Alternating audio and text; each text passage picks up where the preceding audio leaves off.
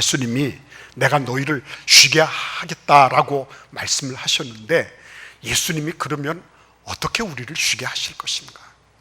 맨 먼저 우리는 이거를 살펴볼 거예요.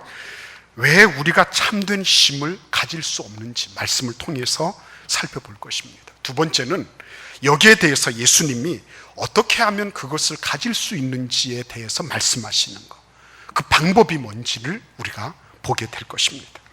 그리고 이렇게 하는 것이 왜 중요한지, 이 세 가지를 가지고 우리가 잠시 말씀을 나누고자 합니다. 먼저 오늘 이렇게 무더운 날씨에도 하나님 앞에 나오신 여러분들, 특별히 우리 어르신들 너무너무 하나님께서 귀하게 여기시고 여러분들의 예배를 아름답고 복되게, 그리고 신령한 그런 은혜로 이렇게 받으시고 축복하시는 줄 믿습니다. 이게 참 쉬운 일 아니에요. 근데 여러분, 오늘 예수님께서 이 참된 쉼을 왜 가질 수 없느냐 아주 명료하게 정리해 주고 계신 것을 보게 됩니다. 우리 같이 한번 28절 말씀을 읽어보겠습니다. 수고하고 무거운 짐진 자들아, 다 내게로 오라. 내가 너희를 쉬게 하리라. 아멘. 자, 여러분, 여기에서 지금 수고하고 무거운 짐진 자들, 이렇게 예수님이 사람들을 파악을 하셨어요. 여기에서 여러분, 수고하고라고 하는 이 말은 능동형으로 되어 있습니다. 능동형이에요.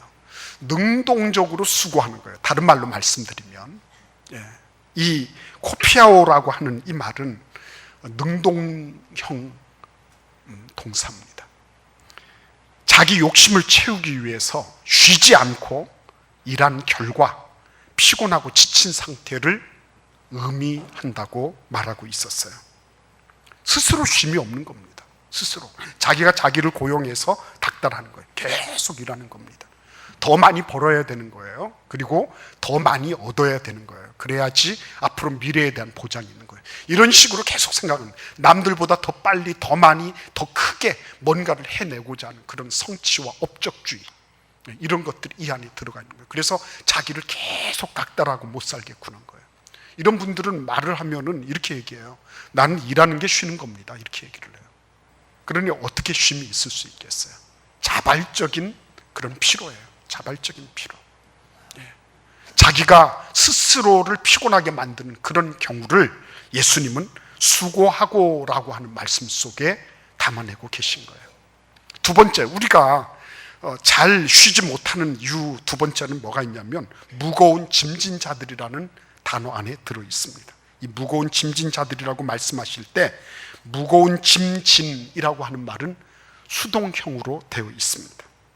타의에 의해서 피고로 사회를 살아가는 거예요. 타의에 의해서. 내가 하고 싶지 않아요. 내가 하려고 하는 게 아니에요. 그런데 마지못해서 해야 돼요. 목구멍이 포도청이니까 해야 돼요. 할 수 없어서 출근해야 돼요. 할 수 없어서 일을 해야 됩니다. 천근만근 수백만 근 나가는 거예요.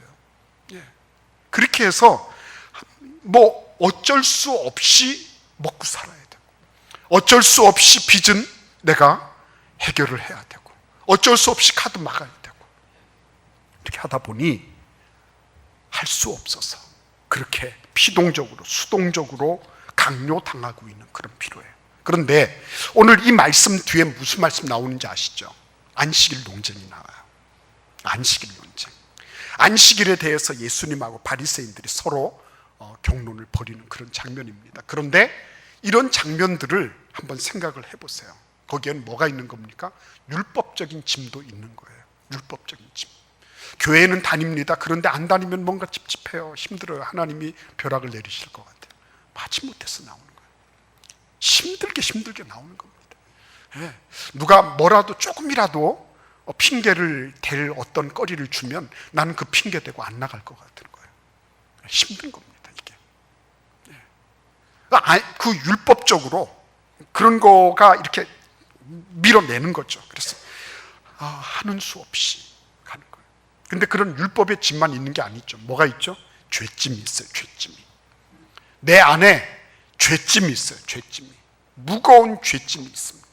나는 그거를 평상으로 알고 살아가고 있지만 사실은 나의 모든 생애를 빙산의 그 하부 구조와 같이 내 생애를 좌우지할 정도로 막강한 비중을 지니고 있는 것이 이 죄짐이에요. 죄짐이 나를 억압을 하는 것입니다. 그래서 여러분, 이러한 수고하고 무거운 짐을 지고 있기 때문에 예수님이 뭐라고 말씀하십니까? 다 내게로 오라고 말씀하세요. 이건 참 이상한 말씀이에요. 야, 너희들 수고하고 무거운 짐을 지고 있으니까 어느 리조트로 가서 쉬어라든지, 아니면은 이런 방식으로 너희들이 좀 어떻게 해라든지, 이렇게 말씀을 하지 않으시고 내게로 오라고 말씀하시는, 이게 무슨 말씀을, 뭘 의미하는 건지 아시겠죠? 지금까지 수고하고 무거운 짐을 지었지만 그 수고하고 무거운 짐에 대해서 가지고 있는 해결 방식이, 방향성이 잘못됐다는 거예요. 잘못됐다는 것입니다. 더 많이 돈을 벌면 안식을 하게 될 것이다, 쉼을 얻을 수 있을 것이다 생각하는 겁니다. 경제적인 여유가 있으면 나는 좀 더 많은 여유를 부리고 나는 참된 쉼을 찾을 수 있을 것이다, 이렇게 생각을 하는 거예요. 그거는 일리는 있는 말이지만 진리는 아니에요. 부분적으로는 맞을 수 있지만 전면적으로 다 맞을 수 있는 것은 아니에요. 내가 돈을 더 많이 벌면 우리 집안 식구들을 좀 더 행복하게 해줄 수 있을 것이다, 좀 더 많은 휴가를 챙길 수 있을 것이다, 그럴 수 있을 것 같지만 그렇지 않을 수도 있어요. 내가 지금 억압당하고 있는 이런 구조를 내가 떨치고 나가버리면, 그러면 괜찮을 거야. 나를 저렇게 핍박하는 저 상사로부터 내가 다른 데로 전출을 나간다든지 하면 나는 좀 더 행복할 수 있을 거야. 나는 쉼을 얻을 수 있을 거야. 그럴 수 있을지 모르지만 영원히 그런 건 아니에요. 그러니까 이 방향성을 제대로 갖지 못한 거죠. 그리스도인들이 이 방향성에 대해서 내가 자꾸만 환경을 바꾸고 사람을 바꾸면 그러면은 행복해질 것이다, 부부간에도 내가 이 사람 말고 다른 사람을 택했더라면 더 나을 것이다, 이런 환상을 가지게 만들었다는 거예요. 그렇지 않다는 것입니다. 그래서 예수님께서 뭘 말씀하시죠? 방향 바로 잡으라는 거예요. 어디로 방향을 잡으라는 것입니까? 나에게로 방향을 잡아라, 이렇게 말씀하시는 거예요. 자, 우리 같이 한번 29절 말씀을 함께 읽어보겠습니다. 나는 마음이 온유하고 겸손하니 나의 멍에를 메고 내게 배우라. 아멘. 같이 그리하면까지 읽겠습니다. 그리하면 너희 마음이 쉼을 얻으리니. 아멘. 자, 여러분 보십시오. 세 가지 말씀드렸어요. 첫째는 능동적으로 내가 스스로 만들어서 피로해지는 거. 두 번째는 수동적으로 내가 원치 않지만 그런 장면이 자꾸 연출되는 거. 세 번째는 그럼에도 불구하고 나에게는 뾰족한 방향성이 없었어요. 그런데 예수님이 이제 방향성을 제시하는 겁니다. 제대로 쉬고 싶니? 그건 돈의 문제가 아니야. 그건 환경의 문제가 아니야. 그거는 방향성의 문제야. 그 방향성을 예수께로 딱 잡고 나니까 어떤 일이 생기는 거죠? 아, 예수님과의 관계의 문제구나 라고 하는 게 금세 나오는 거예요. 진짜 쉼이라고 하는 것은, 그거는 내가 엄청나게 많은, 그리고 엄청나게 그 대단한 그런 휴식을 취하고 그런 서비스를 받고 이렇게 해서 다 이룩되는 것은 아니라는 거예요. 쉼은 내가 얻으려고 해서 얻어지는 것이 아니라는 것을 명확하게 말씀하시는 거예요. 그러한 쉼은 부분적이라는 거예요. 제한적이라는 거예요. 그러나 어떤 환경에도 불구하고, 예수님 보십시오. 어떤 환경에도 불구하고 기뻐할 수 있는가? 어떤 환경에도 불구하고 내가 평안을 말할 수 있는가? 예수님 그렇게 하셨거든요. 흔들림이 없었거든요. 예수님은 진짜 쉬신 분이거든요. 그렇다면 예수님만이 쉼을 주실 수 있는 것이구나. 그분이야말로 쉼을 주시는 데 있어서 참으로 주인이 되시는 분이시구나 하는 것을 인정해야 된다는 말씀이에요. 그리스도인들이 다른 것을 인정해요. 하나님, 모든 좋은 것은 하나님께로부터 오는 것을 인정합니다. 기도해요. 하나님께 주십시오. 기도합니다. 문제가 있을 때 모든 문제를 풀어주시는 분은 하나님이신 것을 믿어요. 그래서 간구합니다. 그래서 그 응답을 듣습니다. 맞습니다. 그러면 왜 안식에 대해서는 기도하지 않나요? 왜 예수님이 주시는 안식, 예수님만이 주실 수 있는 참된 쉼에 대해서는 왜 기도하지 않나요? 그냥 내가 휴식을 취한다고 슥싹슥싹 준비해서 비행기 예약하고 어디 호텔 예약하고 무슨 관광 여행사 뭐 섭외하고 이러면 되는 줄로 왜 그렇게 안 하는 거죠? 예수님이 주시는데. 그래서 여러분, 오늘 이 말씀 속에 우리가 생각해야 될 게 이겁니다. 어떻게 이러한 안식을 가질 수 있는가? 어떻게 가질 수 있냐고요? 그렇죠? 어떻게 가질 수 있습니까? 일단은 방향을 예수께로 정했습니다. 두 번째는 뭐예요? 배워야 되는 거예요. 안식은 배워야 되는 것입니다. 쉼은 배워야 되는 거예요. 자동으로 되는 거 아닙니다. 안식은 고급행이에요. 여러분, 고급행입니다. 고급행이에요. 그냥 놀는 것이라고 생각하면 안 됩니다. 왜냐하면 10계명의 네 번째가 바로 안식일에 대한 계명이에요. 쉼에 대해서 하나님이 명령하고 계신 거예요. 1계명부터 3계명까지 4계명까지 전부 하나님과 연관된 것인데, 이 사람과 5계명부터 10계명까지 사람과의 계명을 연결시켜주는 것이 바로 뭐예요? 4계명이에요. 이 안식일 계명이 교량이 된다고 하는 것은 무엇을 의미하느냐? 하나님에 대해서도 사람에 대해서도 이 다리가 없으면 제대로 기능을 할 수 없다는 거예요. 쉼이 없으면 될 수가 없는 거예요. 여러분, 이 10계명 돌판을 하나님이 주실 때 시내산에서 주셨어요. 그 출애굽한 다음에 1년 되었을 때 바로 하나님이 시내산에서 10계명 돌판 2개를 주셨습니다. 시내산에서 주실 때 어떤 일이 있었죠? 막 불이 타고 뭐 엄청난 대단한 일들이 일어났습니다. 아무도 거기에, 모세가 그 돌판을 받는 거기에 감히 얼씬도 할 수가 없었어요. 근데 여러분, 그 돌판을 깎아가지고 내려왔을 때 그때 하나님께서는 뭘 말씀하고 계셨습니까? 너희는 더 이상 노예가 아니라는 거예요. 노예에게는 쉼이 없기 때문에. 노예에게는 쉼이 없어요. 노예에게는 높은 수준의 여가가 없는 것입니다.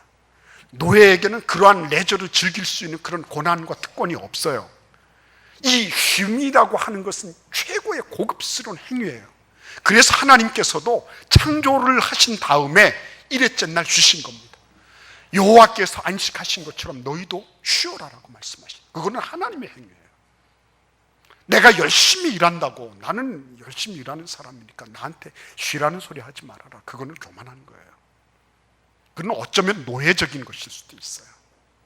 쉼은 고급스러운 행위입니다. 이거는 자유인에게 주어진 거예요. 그래서 배워야 되는 거예요. 잡초는 그냥 내버려둬도 자랍니다. 그러나 화초는 길러야 돼요. 마찬가지로 쉰다고 하는 것도 배워야 되는 거예요. 마음과 정성을 다해서 배워야 되겠습니다. 예수님이 하신 것에 대해서 나도 배우기를 원합니다. 그렇죠? 그래서 여러분, 이렇게 배워나가면 결과가 어떻게 되죠? 놀라운 말씀 있죠. 거기 보십시오. 29절 하반절 보십시오. 그리하면 어떻게 된다고요? 너희 마음이 쉼을 얻으리니. 이게 중요한 거죠. 마음이 쉬어야 돼요. 우리 몸의 7, 80%의 병은 어디에서부터 온다고요? 마음의 병이에요. 마음이 쉬지 못하면 육신도 쉬지 못해요. 예수님은 정확하게 전곡을 찌르고 계신 겁니다. 너희 마음이 쉼이 없는데, 마음에. 그런데 뭐 육신이 쉬어봐야 그건 아무것도 아니다. 우리가 예수님께로 방향을 정하고 그리고 예수님으로부터 배우기 시작하면 뭐가 달라져요? 마음이 달라져요. 마음이 쉼을 얻게 돼요. 마음이 쉼을 얻게 되면 그때부터 진짜 쉬게 되는 거예요. 뭘 해도 쉴 수 있어요. 뭘 해도. 이렇게 하는 것이 왜 그러면 중요한 거예요? 한번 생각해 보십시오. 예수님께로 방향을 정해서 예수님으로부터 배우게 되면 마음이 쉼을 얻는다. 여기에서 우리가 참된 휴식을 얻게 되는데, 이렇게 하는 것이 왜 중요합니까? 맨 먼저는요, 이게 예수님이 우리에게 보여주신 본이기 때문에 그렇습니다. 우리가 예수님의 뒤를 따라다니면서 예수님이 어떻게 쉬셨는가 하는 것을 보면 세 가지를 우리는 뽑을 수 있게 될 겁니다. 맨 먼저는 예수님은 신뢰를 하셨어요. 하나님을 전폭적으로 신뢰하셨습니다. 예수님은 작은 것부터 큰 일에 이르기까지 다 신뢰하셨어요. 물고기 2마리, 떡 5개, 그걸 가지고서도, 오병이어를 가지고서도 예수님은 온전히 하나님을 신뢰하셨어요. 나사로의 죽음 앞에서도, 무덤 앞에서도 예수님은 신뢰하셨어요. 당신의 목숨을, 내 영혼마저도, 당신의 영혼마저도 하나님께 다 신뢰하고 맡기셨습니다. 잠을 못 자는 이유가 어디에 있어요? 맡기지 못해서 그런 거잖아요. 내가 다 쥐고 해야 되는 거예요. 내가 안심이 될 때만 나는 안심하는 거예요. 미숙한 거죠, 그거. 저는 어린 애기들 이렇게 애기 이렇게 하다가 보면요, 무슨 생각을 하냐면, 틀림없이 엄마가 저 어디 있어요.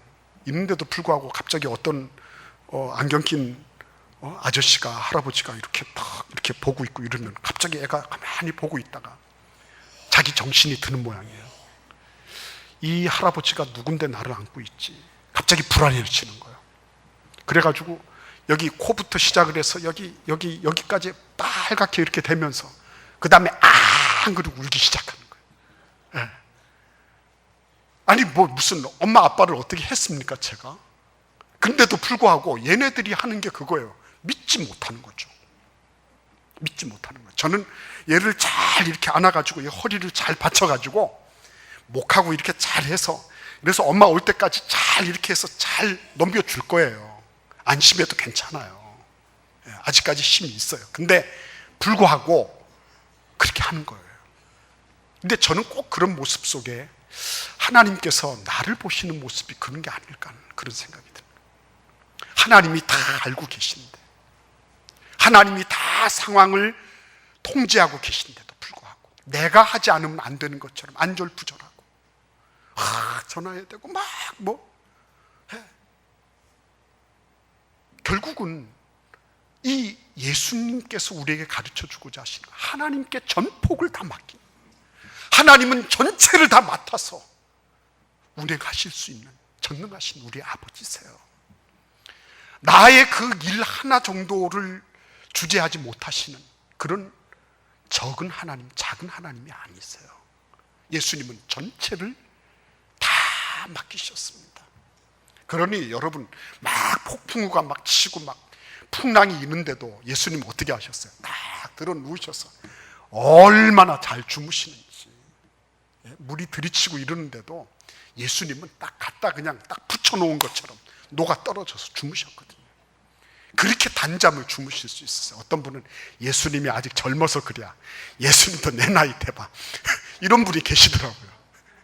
근데 여러분, 예수님이 그렇다 치더라도요, 예수님은 진짜 잘 주무셨을 거예요. 진짜로. 왜요? 맡기셨으니까. 하나님을 믿기 때문에 그렇게 할 수 있는 거예요. 두 번째는 예수님은 기다리실 수 있었어요. 초조해하거나 불안해하지 않으셨습니다. 예수님은 자기가 당신께서 이 이스라엘 전체를 다 구원하시겠다 이렇게 하지 않으셨어요. 자기에게 주어진 부분까지만 하셨어요. 네. 나머지는 어떻게 하셨어요? 뒤에 바톤을 성령님께 딱 넘겨드렸어요. 이게 중요한 거예요. 예수님은 당신 자신이 전체를 다 하려고 하지 않으시고요, 그것이 될 때까지 기다리시고 자신의 일까지만 하셨어요. 나머지는 성령께 넘겨드렸어요. 여러분, 농부들이 씨를 뿌리고 나면 어떻게 해요? 김매주고 비료주고 이러고 난 다음에 뭐예요? 그때 기다리는 거예요. 내가 하나님 앞에 기도했어요. 그렇죠? 기도했어요. 그리고 내가 순종함으로 이런 일들을 했습니다. 그러고 난 다음에 뭐 해야 돼요? 기다리는 거예요. 느긋하게 기다리는 겁니다. 하나님이 해주실 것을 기대하면서 찬송 부르고 그리고 흥얼거리면서 기다리는 거죠. 예수님 그때 당시만 해도 얼마나 많은 병자들이 있었겠습니까? 귀신 들린 사람은 또 얼마나 많았겠어요? 얼마나 많은 사람들이 죄짐에 눌려서 방황하고 있었습니까? 그럼에도 불구하고 예수님은 모든 것들을 주님께 맡기셨을 뿐만 아니라 하나님께서 해주시는 그 순간까지를 기다리시고, 그리고는 표표히 십자가에 당신의 그 사명을 다 이루시고 십자가에서 죽으시고 부활하시고 표표히 부활 승천하신 거예요. 거기까지예요, 여러분. 우리 인생이 뭐 엄청나게 뭐 그렇게 생각할 필요 없습니다. 나에게 주어진 거 딱 하고 그 다음에 나머지는 하나님께 맡겨드리고 기다리고 그런 은혜가 있기를 바랍니다. 마지막으로 우리가 예수님에 대해서 배워야 될 게 뭐냐면 예수님은 즐기셨어요. 어떤 분이 그런 얘기를 했답니다. 어제는 역사요. 내일은 뭘까요? 미스테리요. 오늘만은 선물이다 그랬어요. 어제는 지나간 역사의 한 페이지예요. 그리고 내일은 미스테리요. 우리는 내일 무슨 일이 어떻게 벌어질지 몰라요. 그러나 분명한 건 뭐예요? 오늘이에요. 오늘 나에게 주어진 이 모든 환경이 전부 하나님의 선물이에요. 예수님은 진짜 그것을 즐기셨습니다. 짧은 생애였잖아요, 예수님이. 그럼에도 불구하고 예수님은 그냥 이렇게 스쳐서 지내보낸 게 없어요. 당신 주변에 있는 모든 것들을 콕콕 씹어서 음미하시면서 보셨어요. 뭐 들의 백합화라든지 공중의 새라든지 뭐 어떤 한 사람, 뭐 어떤 한편 손마른 사람이라든지 뭐 삭개오 같은 사람이라든지 수가성 여인이라든지 이런 분들 한 사람 한 사람에 대해서 예수님은 그냥 예사롭게 넘어가지 않으셨어요. 주변에 있는 한 사람 한 사람을 아주 귀중하게 소중하게 그렇게 보내셨어요. 여러분, 그렇기 때문에 오늘 하루하루를 의미 있게 보내는 것은 대단히 중요한 안식의 기본입니다. 예수님은 그렇게 하셨어요. 우리가 얼마나 살겠습니까? 근데 그렇게 숨 돌릴 틈도 없이 막 달린다고 해서 누가 훈장 달아줍니까? 좀 이렇게 바쁘게 살아가는 세월 속에서 잠시 멈추고 그리고는 주변을 음미하며 그것을 즐길 줄 아는 것, 누릴 줄 아는 것, 예수님이 우리에게 가르쳐 주신 거예요. 여러분, 쉼이라고 하는 것은 참 좋은 것입니다. 그러나 쉼이라고 하는 그것이 방종이 되지 않고 쉼이 방향성을 가지고 있을 때 그 쉼은 놀라운 생산력을 가집니다. 놀라운 그런 축복의 그런 계기가 되는 것입니다. 오늘 예수님이 말씀하십니다. 우리가 돈이 있어야지 쉴 수 있고 어느 정도 지위가 있어야지 여유가 있어야지 쉴 수 있다고 말하는 것에 대해서 예수님은 아니다. 너희 마음이 중요하다. 마음이. 너희 마음이 어렸을 적의 상처, 부모로부터 받았던 상처, 주변의 선생님이나 누구로부터 받았던 그런 여러 가지 아픔, 이런 것들로부터 예수께로 나아가서 예수님께 맡겨드리고 그리고 매일매일을 정말 아름답게 그러면서도 그것을 즐길 줄 알고 그렇게 될 때 이 나 자신이 가지고 있었던 이런 여유 없음, 내가 가지고 있었던 그런 조급함, 초조함 이런 것들로부터 내가 마음의 자유를 얻고 그리고는 마침내는 어때요? 시간을 주시는 대로 하나님 나에게 시간이 주어지는 대로 그것을 안식으로 바꿔놓을 수 있는 위대한 하나님의 사람들로 만들어질 수 있다고 지금 말씀하고 계신 겁니다. 자, 우리가 어디로 가야 될까요? 어디로 가야 될까요? 이번 휴가 어디로 가야 될까요? 어디로 가야 돼요? 예수께로 나아가시기를 바랍니다. 예수께로 나아가십시오. 예수께로 가셔서 예수님이 주시는 안식을 누리는 그런 은혜가 있기를 기원합니다.